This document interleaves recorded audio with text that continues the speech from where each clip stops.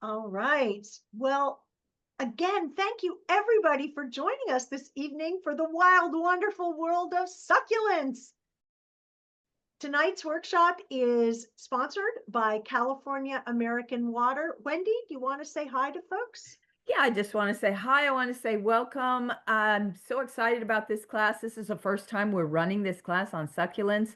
And so it's new to me. I'm excited to learn some new stuff. I'm sure you're going to learn some wonderful stuff. And I thank G3 so much for always providing us with great new information, and for all of you for taking your time out of your busy schedules to share this evening with us.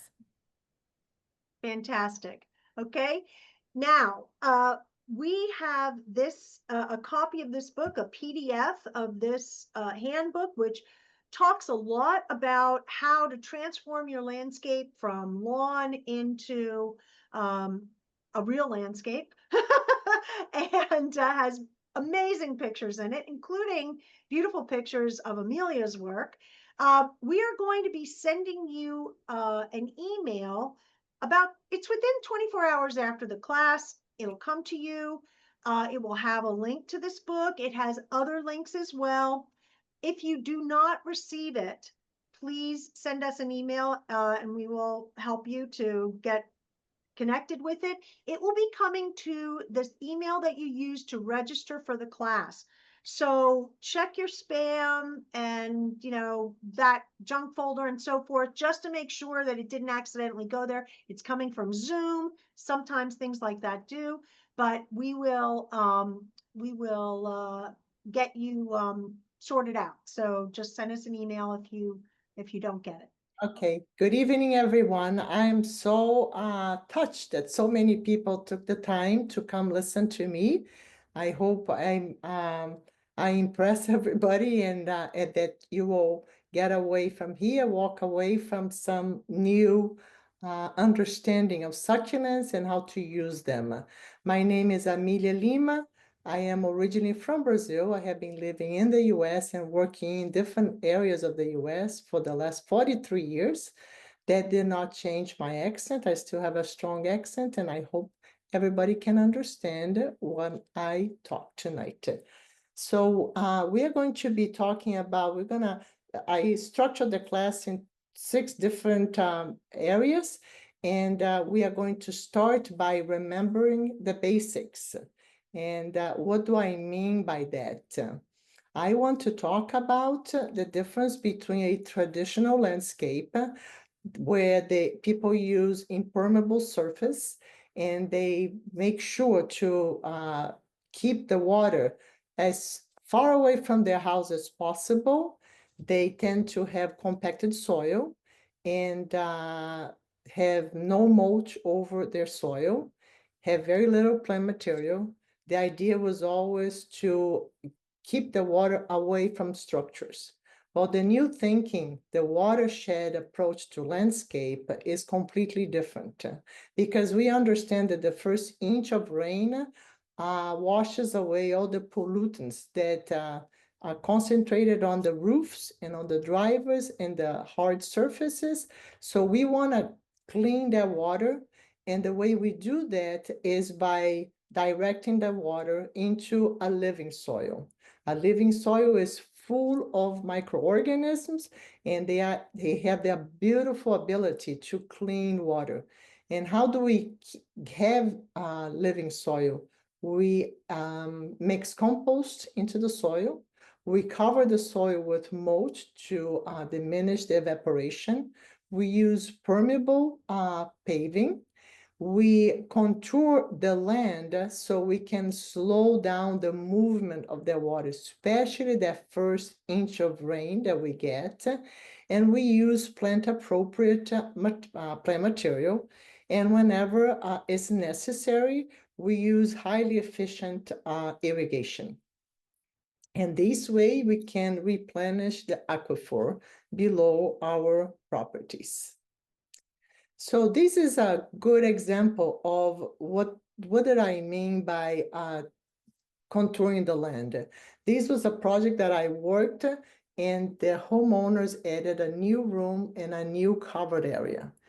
and the covered area has a roof. And I wanted to make sure that the water that would fall on this roof, I would keep it in this property. As you can see, the neighbor on the left is much below. If I did not have that dry creek bed running through the whole extension of the property, their water would end up on their driveway. And the plants on this property will not benefit from the water. So I added two rain chains, one on each side. I don't know if you can see it. And this way I direct the water into the dry creek bed, and I slow down the movement of the water, allowing the soil to capture the water and to hold on to it. And the root systems of the plant material also will do that. It will hold on to water. This was a picture taken right after the installation, and a few months afterwards, you will see that I use succulents and some Mediterranean plants on the edges of the dry creek bed, not in the center. Succulents cannot be used in the center of the dry creek bed, because succulents, and we'll talk about that, cannot live submerged in water. So for that, we use juncas, we use other plants, but not succulents. And this way, the plants soften the hard edges of the stones. So now let's talk about succulents. What are succulents? Succulents are plants that have been adapted over a long time to live in areas where water is hard to come by. These would be deserts or semi-arid regions in the world. And the way they do that, they hold on to water on their stems, on the leaves, and on the trunks. Some succulents have thorns, and they are called cacti. Most of them, they don't even have leaves, or they have modified leaves, and they hold on to the water on their stems. Other succulents, like the agaves, they store the water on their leaves. The word succulent derives from the Latin word succus, meaning juicy or sap. And there is one thing, and I will say that over and over again, there is one thing that all succulents have in common, and that is they need to be planted in a place that has good drainage, and we'll talk more about how to accomplish that.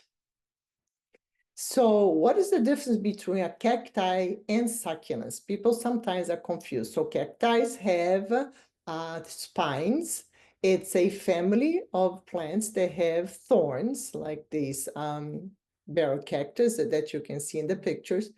And cacti are a type of succulents. So not all succulents are cacti, but cacti are succulents.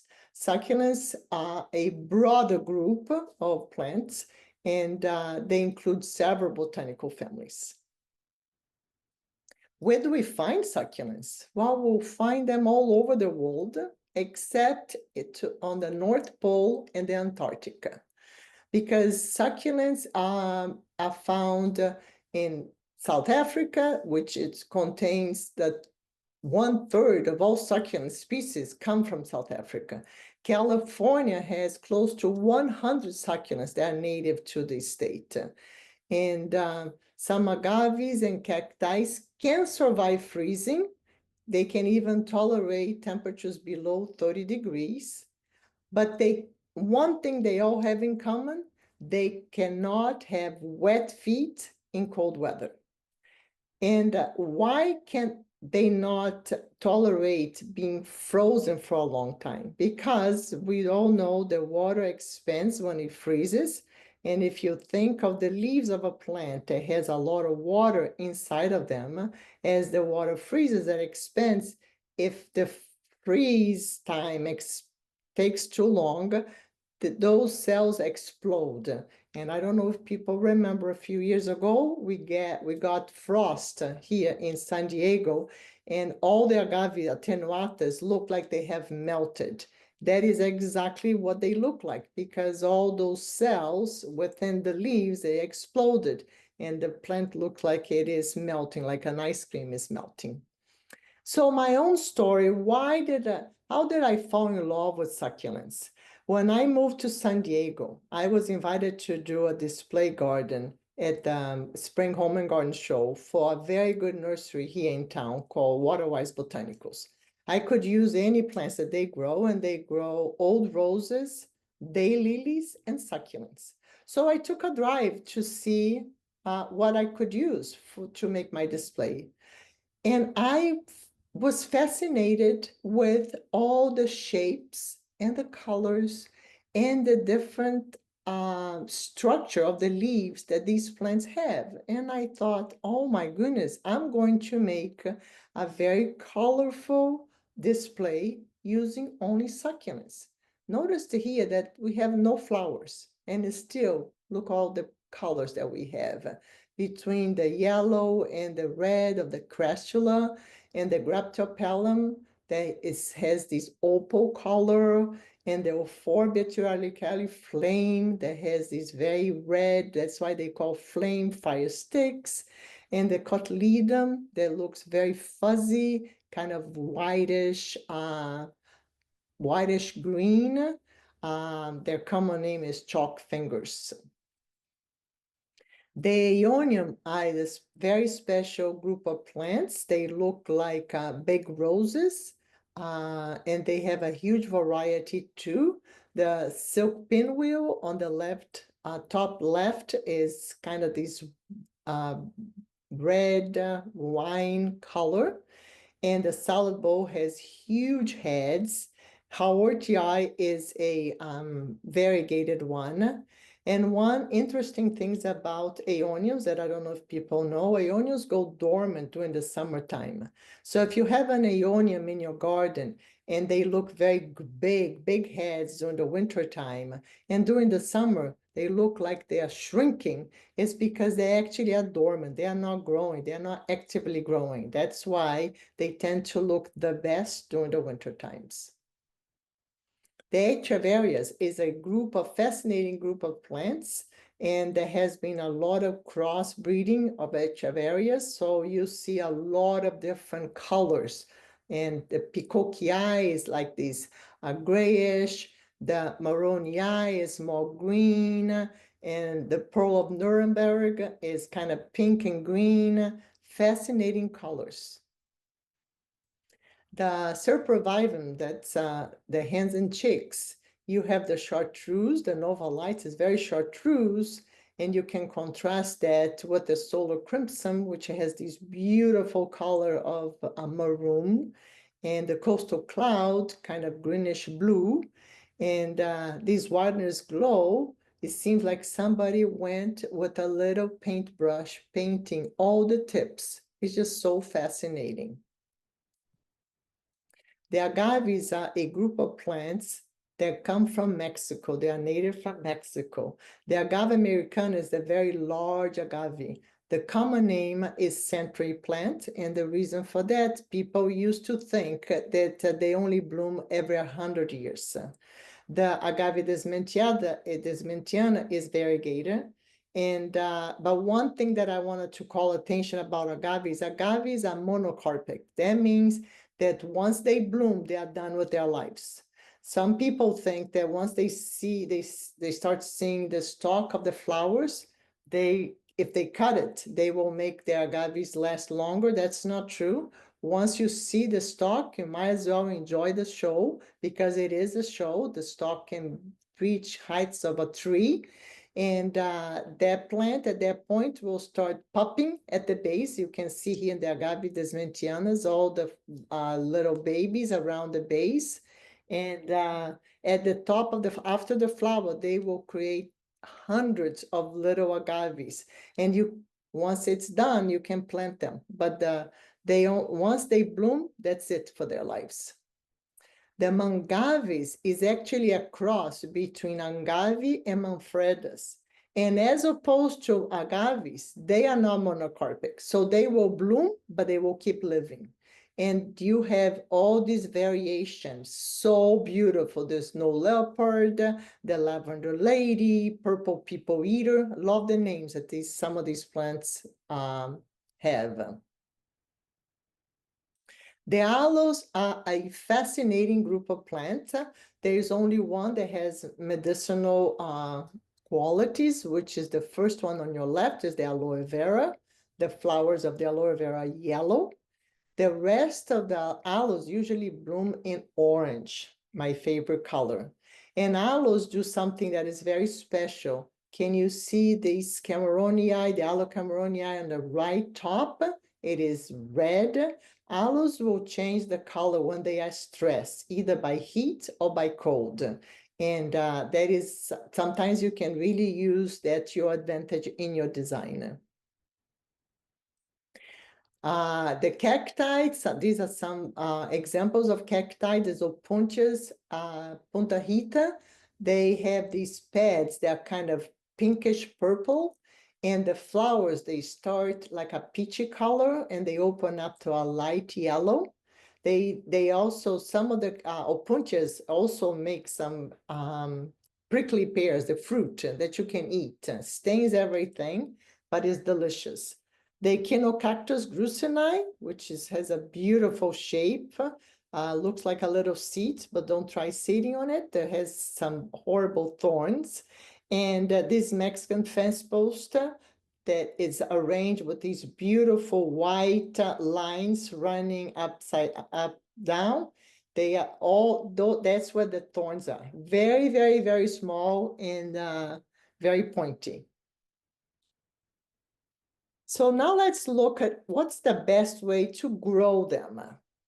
So that is my my house where I live now. When I moved here, there was this cement patio in front of my front door and this hill that I could not change the elevation because that is where the septic tank is. So I could not create terrace or anything.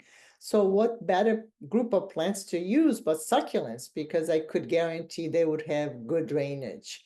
And this way I could arrange them in a way that they contrast with one another and create interest all year round. That is one thing that if you have a garden with succulent, you can guarantee interest year round, as opposed to a garden that's based on flowers. Once the flowers are done, your garden doesn't look as pretty as used to when the blooms are up. So that is one thing that I have to say about succulents, that for our climate, because we don't have downside, we don't have winters, we don't have snow. That is one beautiful thing about it. So I often use succulents as sculpture as focal points. That these agave here, I underplanted with colorful succulents, and it creates like an impact. You will see I do that a lot in my gardens. You saw that I used rain chains in the other garden. That is, I use rain chain here again to bring the water, to direct the water to, I dug a hole underneath that pipe and filled with rocks. So I allowed the water to percolate inside the soil before I have to get rid of it. So that allows me to feed my soil with water and feed the plant roots with it.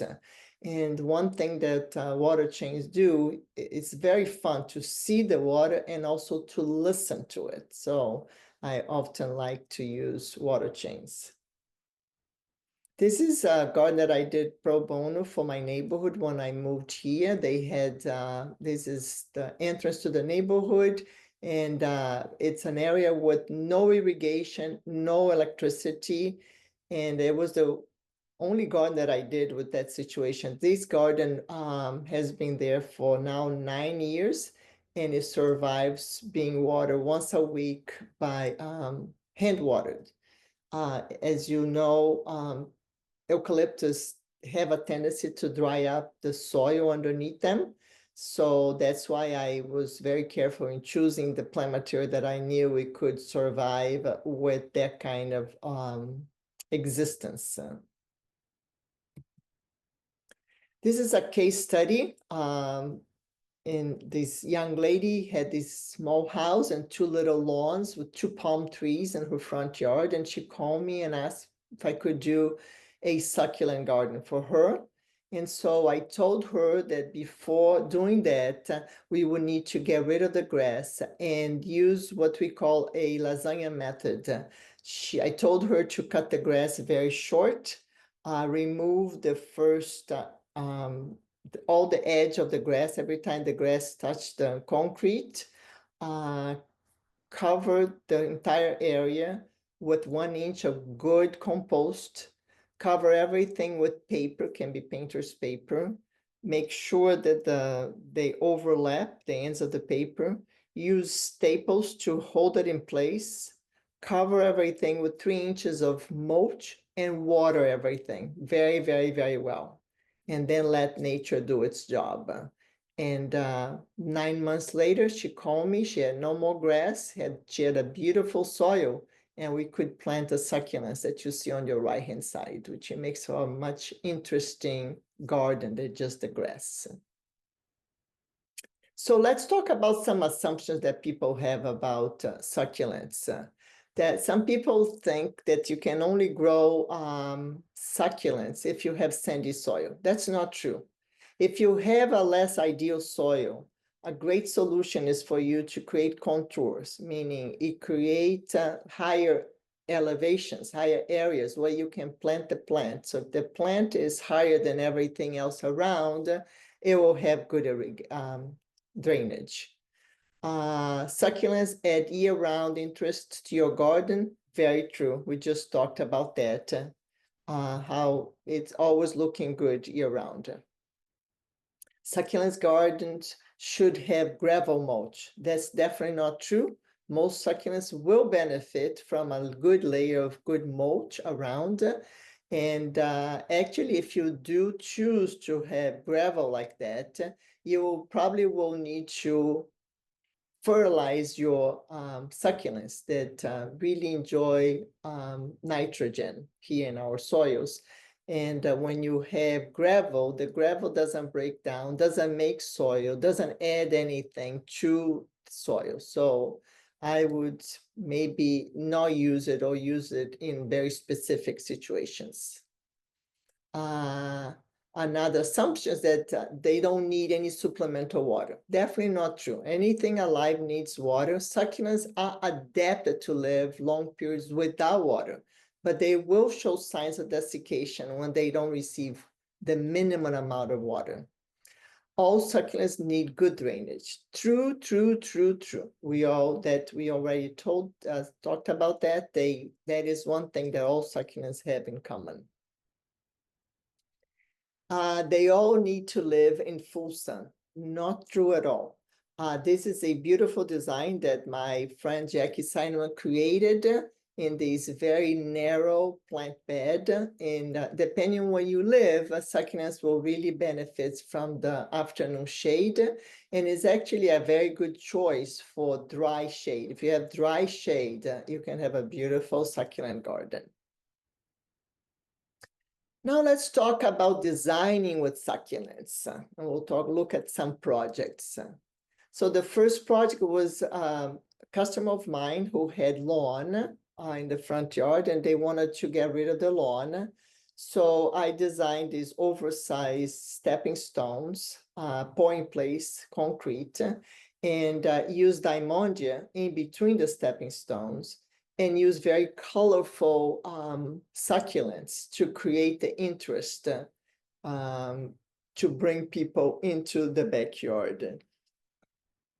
Succulents are great to use in small spaces, and you can create little jewel boxes by combining the textures and the colors, and they really hug corners of the concrete. They look great against rocks.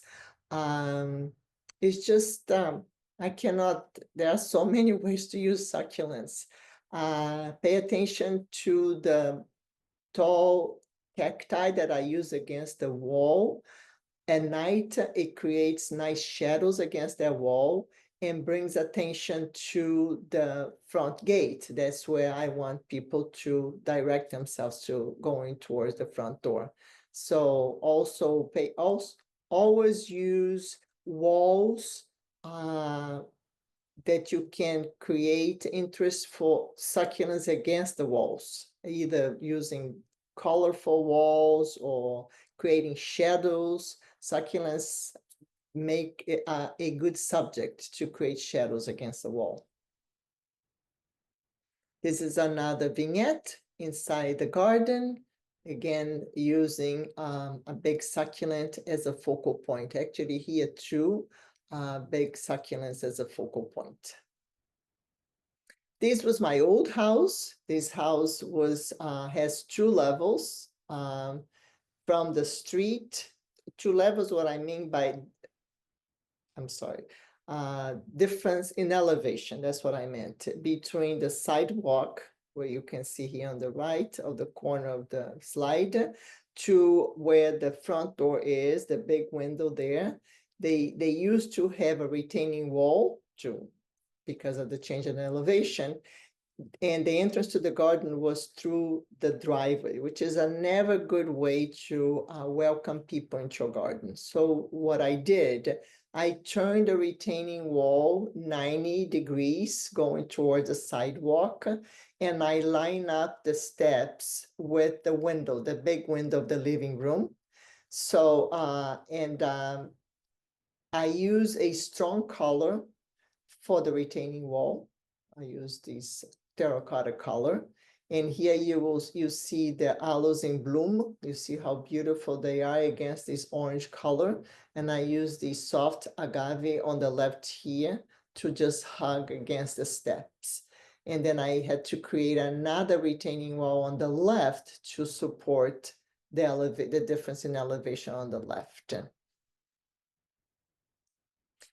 The steps didn't touch the wall, and I left a little edge, because succulents look great tucked in little spots, and I wanted to create interest as you went up the steps to see different things. Each step will bring you the attention to a different thing that is planted in between the step and the wall. So this is when you get to the level of the window. You can see the window there, the front doors to the left of that window. I have diamondia. Those are big prefab stepping stones, concrete stepping stones. They are 3 by 3. And I have diamondia in between them. And very colorful. Diamondia is a plant from South Africa, the only plant in its genus.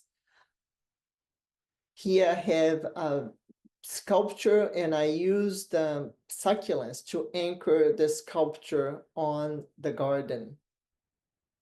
And here, again, I use the agave, the big agave, as a sculpture. So as when you you go up the steps and you get to the top, these agave worked as a welcome sculpture for whoever. And the cordyline in the back, the beautiful dark color cordyline, anchors the house. And I painted the house light yellow because, again, I wanted the plants to really contrast with the color of the house. So this is the picture from far away. You see the cordyline there. You see the Desilerium. And notice that the only plants that are in bloom are the aloes. Nothing else is in bloom. The bougainville is in bloom, pink. But other than that, the colors really come from the leaves, the succulent leaves. So now we're gonna talk about some designs done by my dear friend, Johanna Wolcott. Johanna loves to mix succulents with perennials, Mediterranean perennials, and she has a very special flair with that. In these pictures, you see the aloe Hercules, which actually works as a sculpture. It's a beautiful succulent. And the Alogolaya here, so beautiful, so sculpture, drama, drama, drama, used with salvia and grasses. And she planted this whole hill with succulents. Succulents are a great choice of plant material for fire resistant because they hold on, they have a lot of water and moisture on the leaves, so it's always a good idea to have hydrated plants. Here she mixes a lot of, notice the aloe here on the left, right-hand side, lower right-hand side, the aloes with the red tips. I told you aloes have that ability to change the color when it's stressed. The stress can either be heat, cold, or lack of water. And they develop these tones, which work so beautifully here with the salvias and the nepetas. And she has a very special way of mixing perennials with succulents. This is a plant that you saw in my own garden, my old garden, Desilirium longissimum. It's a that to me is a sculpture by itself. It moves with the wind, and it has, when it's lit at night, is amazing. And you can use to not see something, although you can kind of see through it. So it's just a very striking succulent. She uses a lot of echeverias, and this one with this wart, Etna, is called warty Echeveria Etna, has these beautiful colorations of bluish green and pinks, and it's very special. You just need one to be with these striking colors to make a pot or to put next to a step or a sidewalk. Another Echeveria, very, very different from the previous one, the Crimson Tide, has these red tips on the leaves.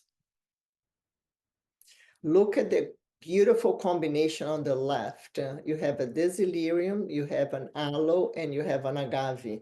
They all have the same color of green, blue-green, but the shapes are so different. And that's what makes this combination work so well, is because your working is monotone, but it's so striking because the shapes are so different. And then the agave blue glow is beautiful, it's compact. You can use close to the front of the bed.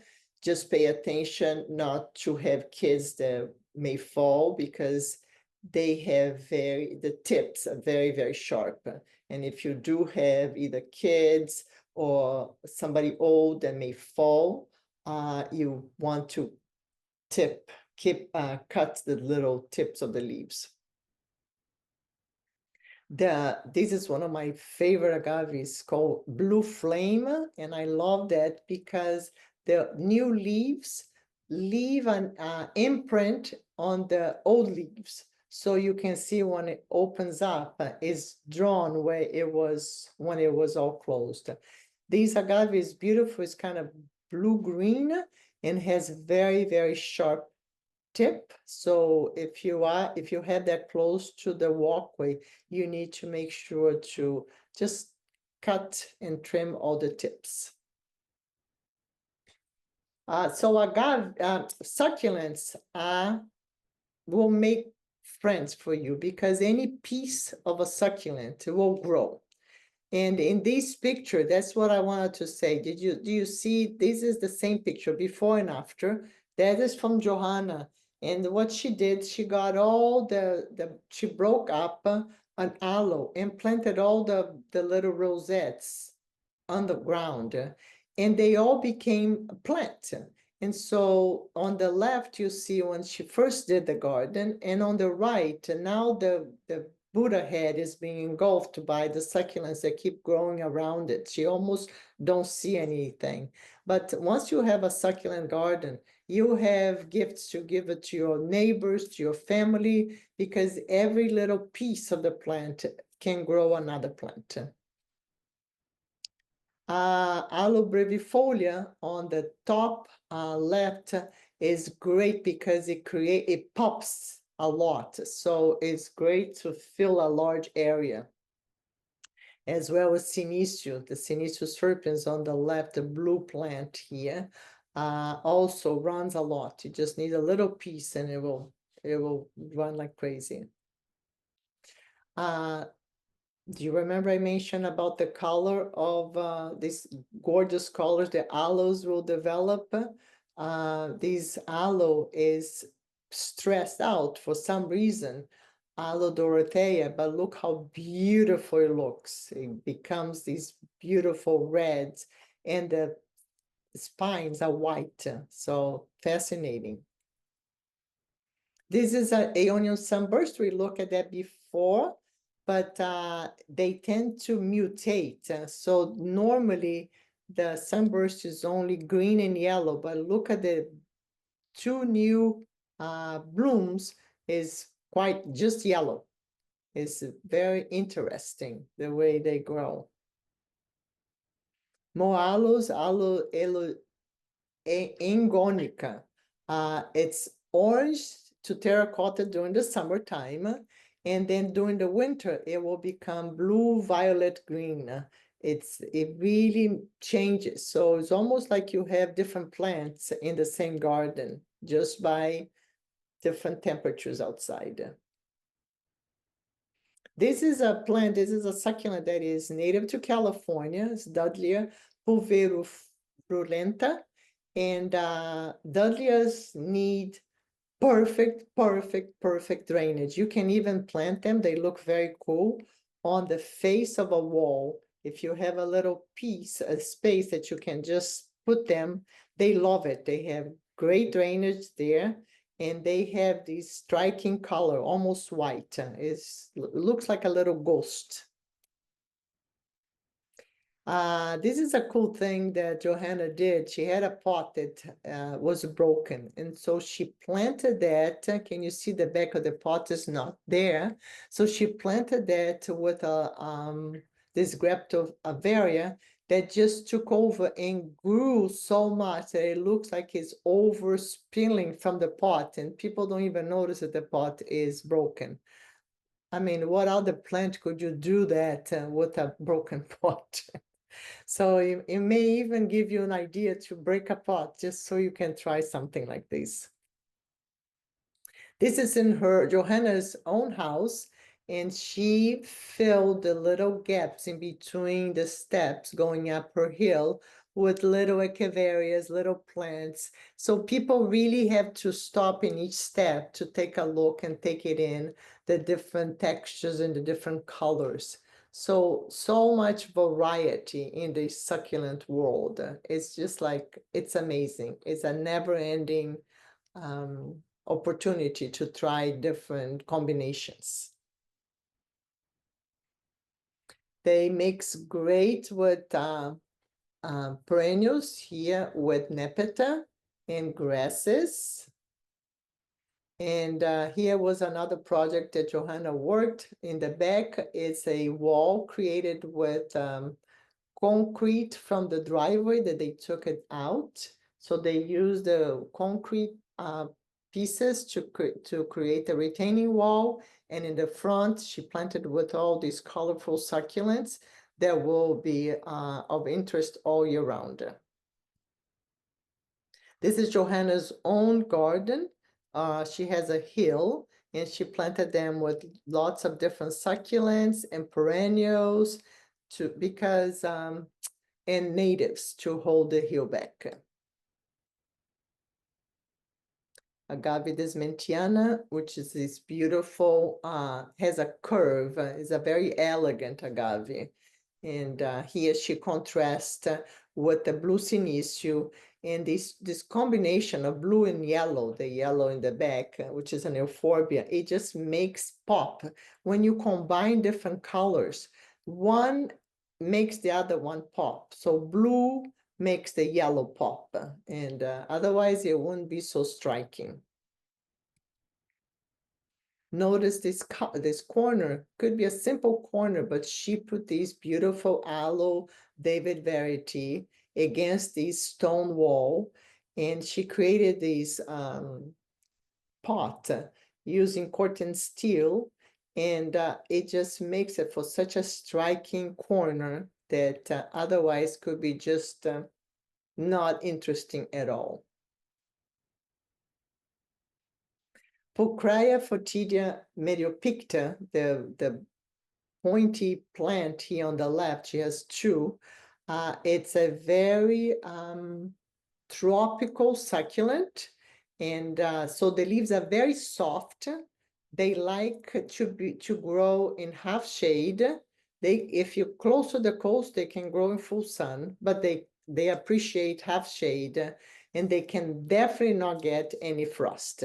And it's a very beautiful shape and color. Here she mixed with Portulacaria and agaves, Russellia.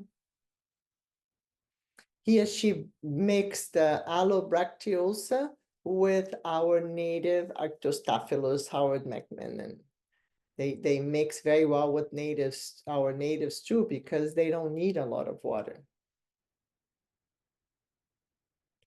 So this it used to be a lawn, and Linda Eston, another landscape designer, replaced the lawn with Diamondia and different succulents. So much better, so much more interesting.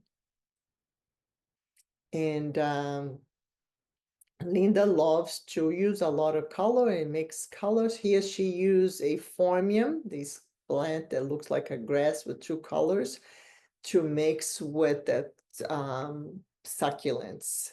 And she really has a flair of mixing plants. Here she uses a lot of verbena and salvia, and she mixed with aeoniums and aloe and has a beautiful blue pot in the left-hand side, and these bird bath right here with the aloe in front, not aloe, I'm sorry, the agave in front. Another opuntia, we saw an opuntia before, the one with the purple petals. This one is Engelmannii, and this is green, but look at the color of the flowers, it's orange. So opuntias are very, very tough for heat. If you have a place that gets lots of sun, you live inland and doesn't get a lot of water, opuntia, it will be your friend. Very nasty, you cannot touch it, but easy to grow and beautiful when it's in bloom.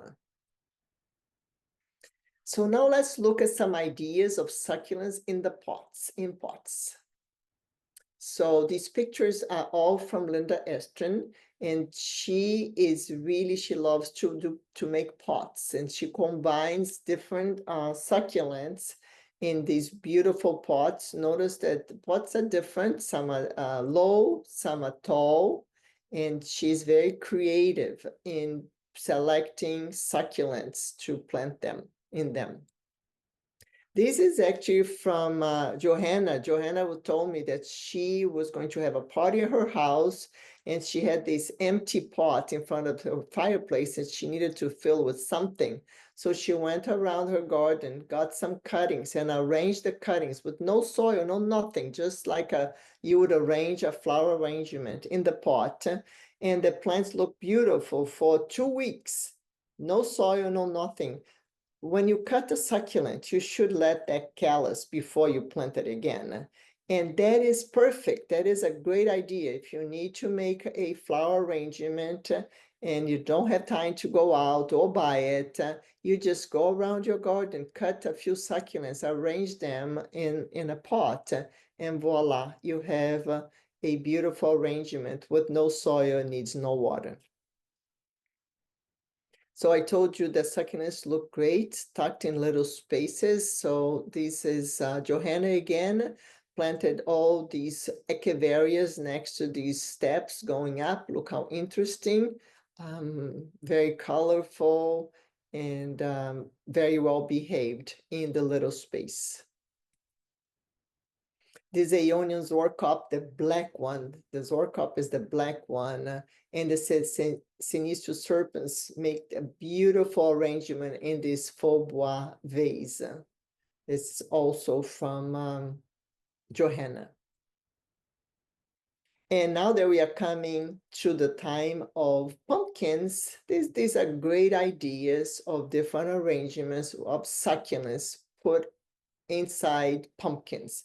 They make great gifts for hostess when you are invited to go spend Thanksgivings with a family. Look how beautiful, different color pumpkins with different succulents. It's just a fun way, another way to use succulents. And look how elegant this arrangement is from Linda Ashton, where she used Portulacaria and Echeverias. It's just very all in the tones of blues and grays and maroons, very elegant. And sometimes it's very colorful. Look at this orange contrasting with the green pots, two different color of green pots with two very, very different color of plant material. A variety, I mean, only nature could think of all these shapes and colors. Look at this beautiful pot. Again, Linda Ashton with this hands and cheeks right here in the front. And she used rocks to cover the soil.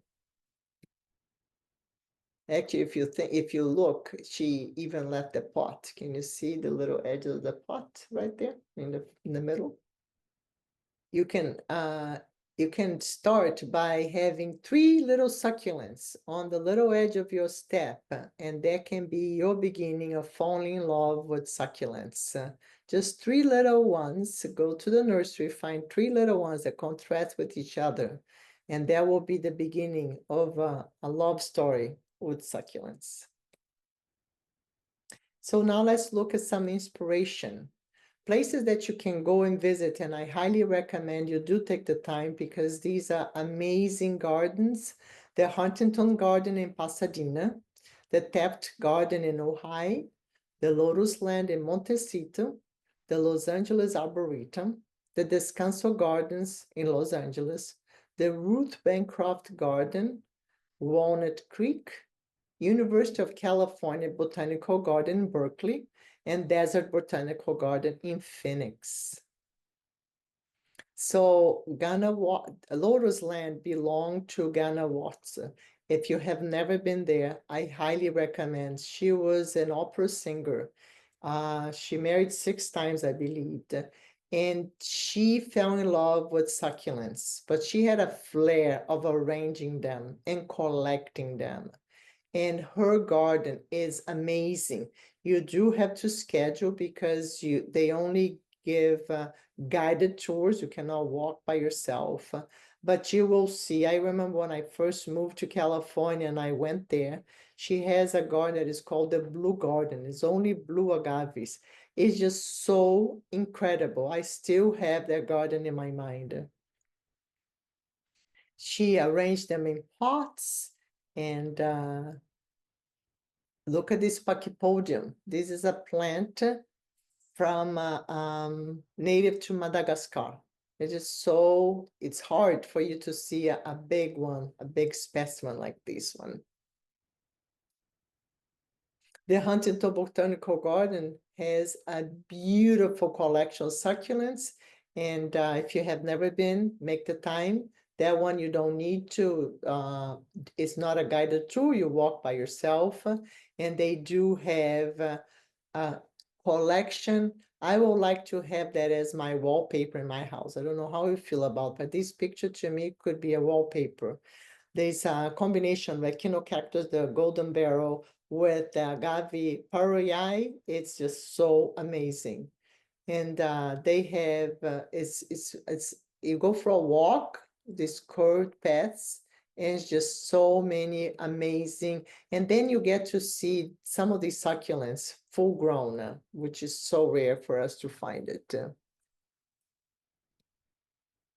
The combination of these agave ovatifolia, whale's tongue, and the silver torch. Silver torch is a cacti that looks white and it looks fuzzy, it looks fluffy. You almost feel like touching it, but don't do it. Hold on to your urge because those are all thorns, very, very small thorns. The impact when you use succulents, if you can use several of them, they really can create an impact. You evidently can only use one, like one agave or one aloe, but when you have several of them, it's very impactful. The Taft Garden in Ohio, you need to call. They only accept groups up to 25 people, but it's definitely worth a visit. They have great mature specimens, and it's just amazing. Now is a good time to go see it. Another picture from Taft Garden. And this is it. This is the end of my presentation.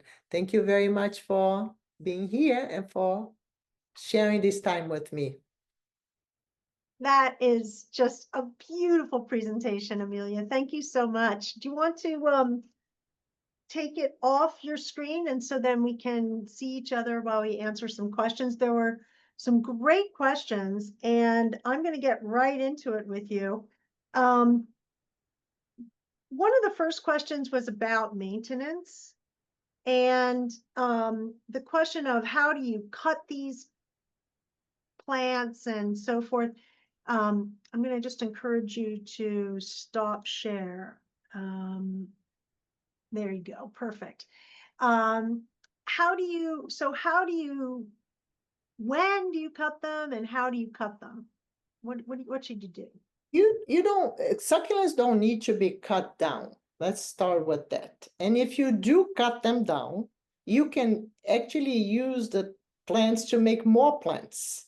I think people have in mind with plants that bloom and you need to deadhead them. Do you think that's what they are talking about? Because in aloes, for instance, the aloes bloom, they have the flower.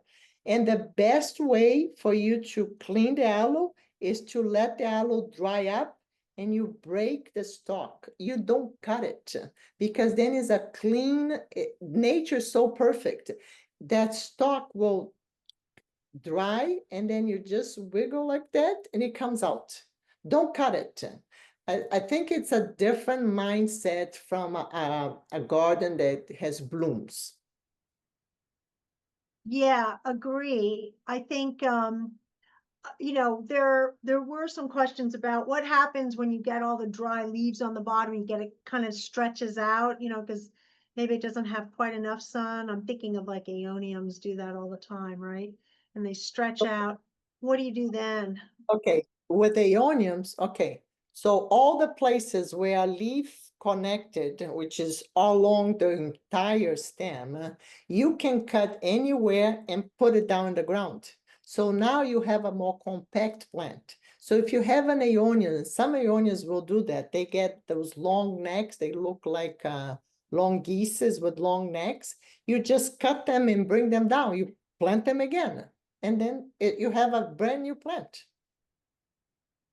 That's, and for the people who are asking about propagation, that's what we're talking about is that, but the key is really hardening them off. So allowing them to sit so they're not goopy anymore on the bottom.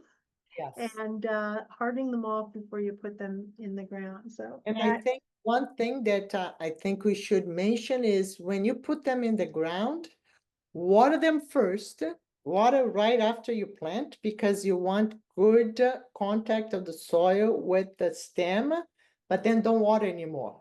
One thing that will kill a succulent when it doesn't have root system is maintaining the soil wet. That soil has to be dry because otherwise it goes bad. So you just water first to take out the air and have good contact, but then you don't water it again.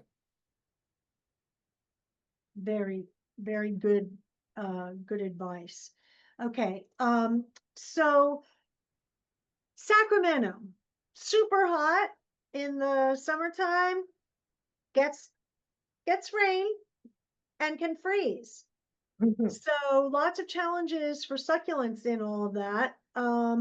There was one person who asked about some ideas for what to do at a front entry. And I'll tell you what I said first in Sacramento. I said, first of all, think about getting a really awesome container and planting your succulents in the awesome container at your front door so that you can be a little bit more experimental and, you know, kind of see what's going to respond to the light and so forth. And you can control the situation maybe a little bit better. You can also use smaller plants if you have a really awesome, taller container, for example. I love Ocotillo at front doors, but I don't know if that would work in Sacramento. Maybe not. What are your thoughts? Any initial thoughts? I think agaves will do fine because they need to look at where do these succulents come from. So I was talking about Fucraea. So Fucraea comes from subtropical climates. They don't like that. They are very, yes, they don't like the freeze. But agaves come from Mexico City, from the high mountains of Mexico cities. Aloes, a lot of aloes come from high mountains, high elevations. So they are used to the heat, to the cold, to even freezing. And knowing where the plant comes from, that will also allow you to see if that plant will survive in climates. And I agree, I like your idea. Try it. Nature sometimes surprises us. Yeah, yeah.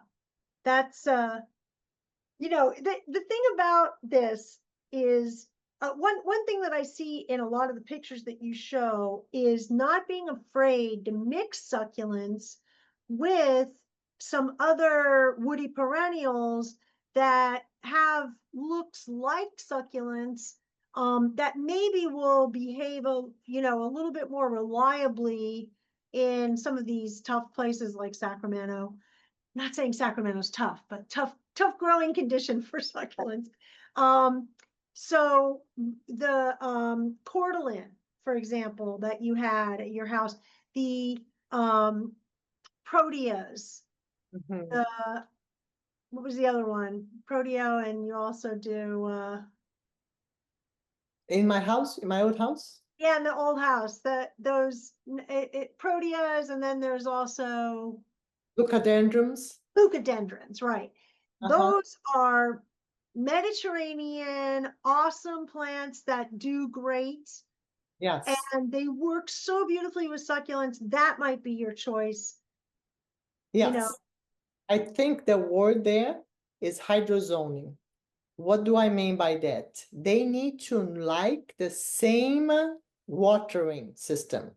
If they need to have wet feet, if they need to have extra water, they are not good companions for succulents because succulents don't like the cold feet, wet cold feet. They don't like supplemental water. So that's what you're looking for. You're looking for plants that like the same kind of water the succulents like. or no water. I just answered a question about Dudleyas. The Yeah, number one way to kill a Dudleya is with water. it's water, exactly. I Yes. mean, think about where they grow as you're like driving on like the 101, you know, or the 5 even from Northern California down to Southern California, you can see the Dudleyas like on the side of the cliff faces, you know, stuck in Exactly. there. You know they're not getting any water in that condition. No water, exactly. Yeah, and And I they're think nice like and a smooth and plant that comes from South Africa. And I was in South Africa not too long ago, and the lady there says that everybody there they have a saying that everybody should have a portulacaria in their garden. Portulacaria is a super tough plant. It has tiny, tiny leaves. You have the Portulacaria afra, variegator, and you have the regular Portulacaria, which is green, and you have the minus, which is heavy. Portulacaria is so tough. I bet it will grow well in Sacramento. yeah, that's great. Hey, there's a question here about drip or spray and for irrigation. I'm like hand water. And how frequently? Okay, so all my gardens, all the gardens that you saw is all netafim, is all drip. Because I believe that in our climate, you should avoid losing water through evaporation. So there's nothing wrong with spray, but when you spray water in the air and our air is very dry, you lose water through evaporation. So I would suggest drip irrigation underneath the soil, underneath the mulch, because what you need to water is the soil. You don't need to water the leaves of the plants. Leaves don't need water unless you want to wash the leaves, but they don't need water.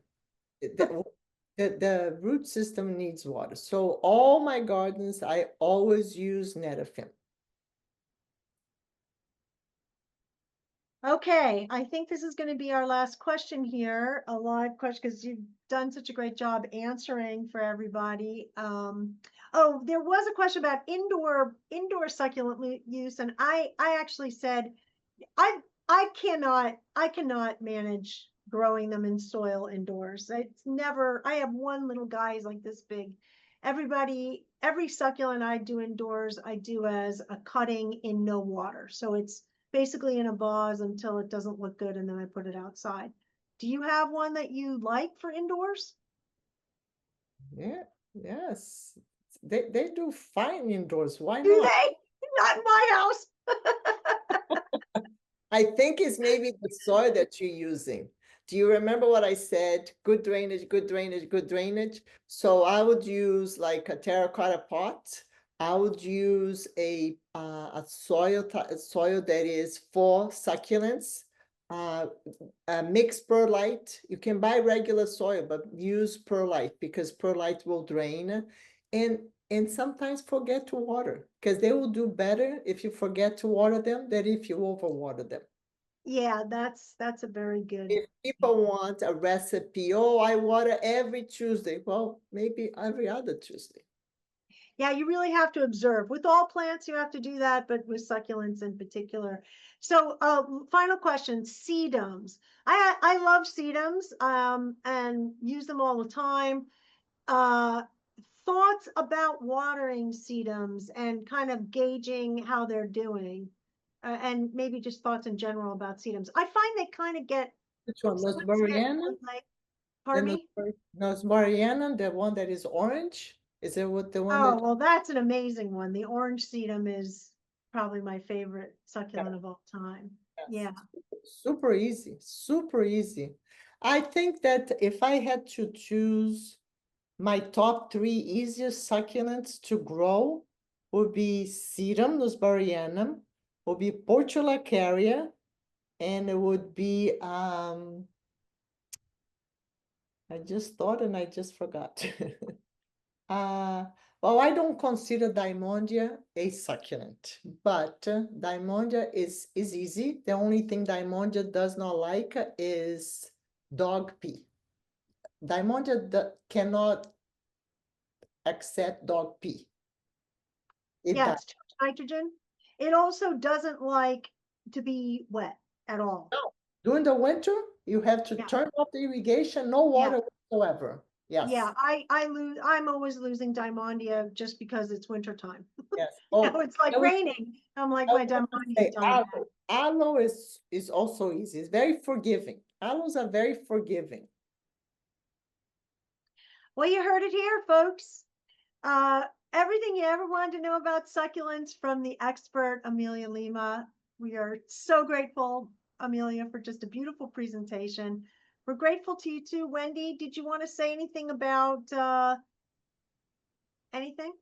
Just a quick thank you for joining us. I did put in the chat our website, so please Okay. hop on our website for any information on rebates and stuff. And we do have moisture meters that are really good for checking the soil of your pots and stuff to see if they even need to be watered.